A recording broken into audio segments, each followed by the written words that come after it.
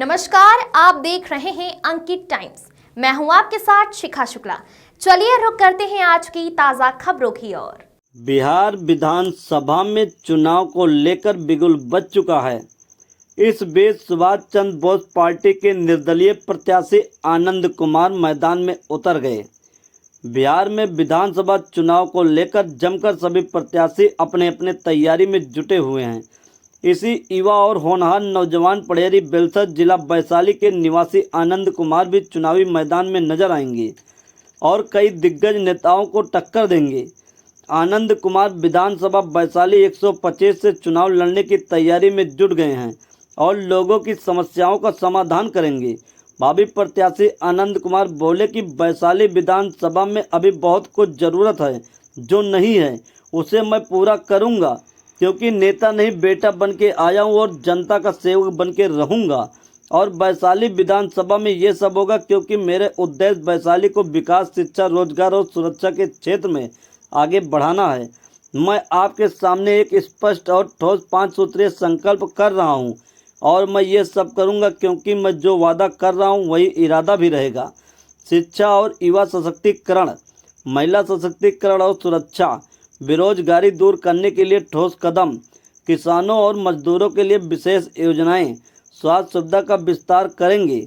अब युवा ही बदलेगा बिहार, क्योंकि बिहार के मुख्यमंत्री नीतीश कुमार जी अब बिहार नहीं चला सकते हैं। अब वो बीजेपी और आरएसएस के कठपुतली बन गए हैं। बिहार में कोई सुविधा नजर नहीं आ रही है। आए दिन लूटपाट, हत्या दिन दहाड़े हो रहा है। कहाँ गई बिहार की शासन? क्या यही है मेरा बिहार, जहाँ अच्छी शिक्षा नहीं है, युवा बेरोजगार हैं और कहते हैं बिहार में तेज रफ्तार एनडीए सरकार है? और क्या कुछ बोले आनंद कुमार, आप भी। आज जो आप प्रेस कॉन्फ्रेंस कर रहे हैं, इनका क्या उद्देश्य है? सबसे पहले तो मीडिया बंधुओं से मैं विनती करता हूँ, ये बहुत अच्छी बात है जो आप हमें कॉन्फ्रेंस कर रहे हैं, क्योंकि आने वाले जो हमारे सेक्टर जो है उस पर हम अपने पब्लिक को दिखाना चाहेंगे, कुछ भी हमारा विचार है वो बताएंगे। आपका नाम क्या हो? मेरा नाम आनंद कुमार उर्फ बहादुर सर। इसका विशेष मुद्दा क्या है जो आप आज का प्रेस कॉन्फ्रेंस रखे हैं आप? मेरा विशेष मुद्दा ये है जो आज का हमारे राज्य का और देश का स्थिति इतना गंदा है। खासकर आज हमारे राज्य में किसी भी अगर मुख्यमंत्री हमारे यहाँ के अगर अच्छे होते तो आज इतना करप्शन नहीं होते, हम लोग आवाज नहीं उठा पाते। लेकिन उन लोगों को देश से कोई मतलब नहीं है। देश से अगर प्यार होता तो 100% देश के लिए काम होता।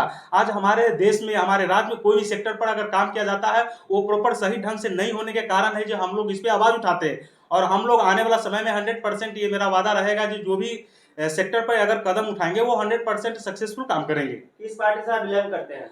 बस निर्दलीय मैं सेल्फ लड़ने की तैयारी में हूँ। कितने सीट पे चुनाव की तैयारी चल रही है? बस सिंगल सीटों पे लड़ूंगा अभी। किसको टक्कर देंगे?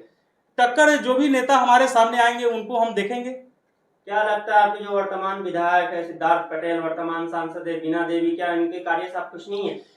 देखिए, ये लोगों का कार्य कुछ नहीं है। ये लोगों ने सिर्फ देश राज्य के साथ और देश के साथ धंधा किया है, और धंधा करने वाले इंसान हमारे राज्य को कभी भी विकास नहीं कर सकते हैं। विकास करने के लिए उनके अंदर देशभक्ति होनी चाहिए। ये लोगों ने जितने भी कोई भी कार्यक्रम करते हैं दिखावा के लिए करते हैं। जब इलेक्शन आता है तो 2-3 महीना के लिए काम ऐसा करेंगे और फिर उसके बाद खत्म हो जाती है। तो ऐसे लोग क्या करेंगे? क्या आपका भी मुद्दा यही होगा, शिक्षा, बेरोजगारी, यही मुद्दा होगा आपका भी? देखिए, मुद्दा सभी लोगों के बिहार में इस पे प्रॉपर काम नहीं होने के कारण मुद्दा वही है, लेकिन उस पे विशेष गहराई के तौर पे हम लोग काम करेंगे और 100% उसको सक्सेसफुल करेंगे।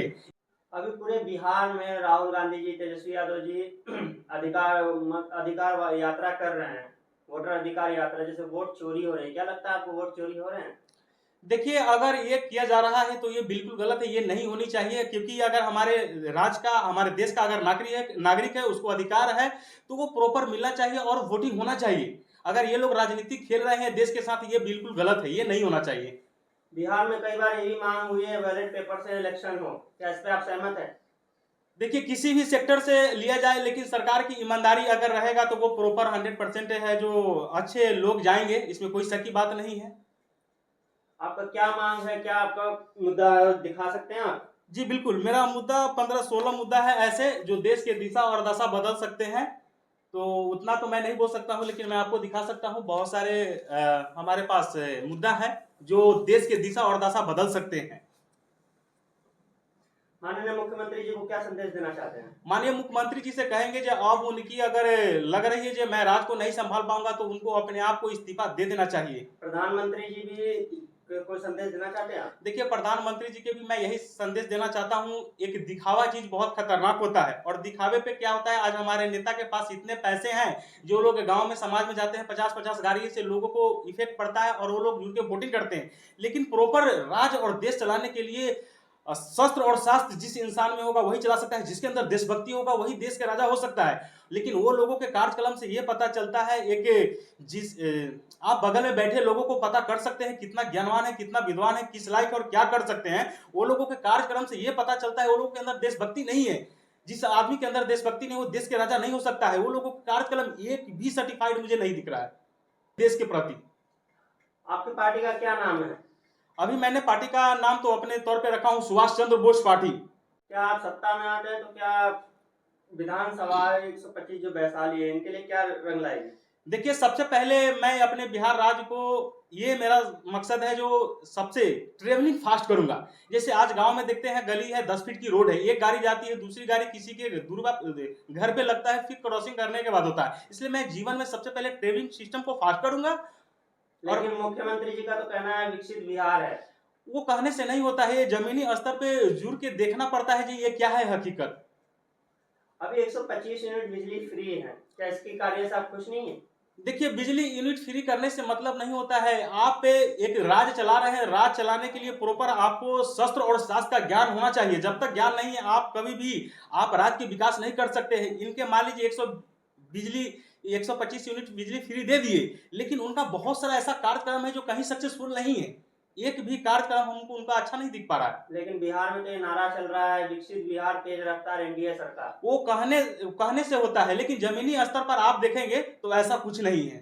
तो ऐसे संस्थापक प्रशांत किशोर जी ने भी शिक्षा के मुद्दे पर अभी आवाज उठा रहे हैं, जगह जगह रैली कर रहे हैं। क्या लगता है उनका आने वाले चुनाव में क्या सहयोग मिलेगा हमें? देखिए, सब लोग का अपना अपना मुद्दा है, अपना अपना विचार है। लोगों को ऐसे मोटिवेट करके वो अपने आप अंदर में ले सकते क्या हैं। लगता उनके है कि प्रशांत किशोर जी एक जमीनी नेता है?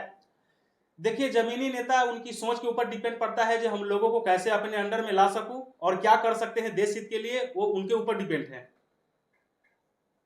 अगर आप जीत कर अगर विधानसभा तक जाते हैं तो आपका क्या प्रमुख कार्य क्या रहेगा? सबसे पहला काम है, हमने बोला जो ट्रेवलिंग शिक्षा, यानी कि जो गांव की रोड है ना 10 फीट, उसको मैं 20 फीट करने का टारगेट लिया हूं, जो मैं रोड की चौड़ाई करूंगा। दूसरी चीज है जो हर चौक पे नाला का व्यवस्था करवाऊंगा। तीसरी चीज ये है जो हर छोटे बड़े जितने भी चौक है ना वहां सुलभ शौचालय की व्यवस्था करेंगे। चौथा चीज ये है जो सरकारी वाहन को चीप एंड बेस्ट में, माने एकदम जीरो बजट में मैं वाहन का व्यवस्था करूंगा, जो वहां से जिले में लोग आसानी तौर पे जा सकते हैं। उसके बाद और बहुत सारे ऐसे मेरे मुद्दे हैं, जैसे कि स्वास्थ्य की बात करेंगे तो आज हम यहाँ से राजधानी या कहीं भी शहर में जाते हैं तो 1-2 घंटे समय लगते हैं, लेकिन प्रखंड में जितने भी अस्पताल है उसमें इमरजेंसी की व्यवस्था करेंगे यहाँ पे, क्योंकि लोगों को सुविधा हो। और जो भी मेडिसिन अभी मिल रहे हैं बहुत कम मिलता है, उसको हम प्रॉपर तौर से देने का कोशिश करेंगे। रही छठा चीज है ये, उसके बाद शिक्षा की बात है तो अभी शिक्षा का माहौल चल रहा है, पढ़ाई की बहुत जरूरी है। इसके लिए हर प्रखंड में मैं एक लाइब्रेरी खोलने का टारगेट लिया जो खोलूंगा। बहुत बहुत शुक्रिया। राम योगी जी, ये बताइए आनंद जी के बात से आप कितना सहमत हैं, कितना इनको समर्थन दे रहे हैं आप? सबसे पहले सभी लोगों को जय हिंद। देखिए, हमारा नाम गुरुराम योगी हुआ और मैं खासकर इनके समर्थन की बात बोल रहे हैं आप, तो मैं बॉम्बे में रहता हूं और बॉम्बे में समझ लीजिए लाखों रुपए का महीना कमा रहा था। लेकिन जैसे ही मुझे मालूम चला कि आनंद सर इस बार उतर रहे हैं इस अखाड़े में और इस विधानसभा से इस बार लड़ रहे हैं, तो मैं वहाँ का सारा कारोबार छोड़ के यहाँ पे आ गया हूँ। और यहाँ पे छोड़ के आ गया हूँ, इसका मतलब समझ सकते हैं कि इनमें कुछ पावर मैंने देखा है, देशभक्ति देखा है, ईमानदारी देखा है, क्योंकि मैं खुद एक देशभक्त हूँ। तो पूर्णतः सपोर्ट में हूँ मैं इनका। ये बहुत बहुत शुक्रिया।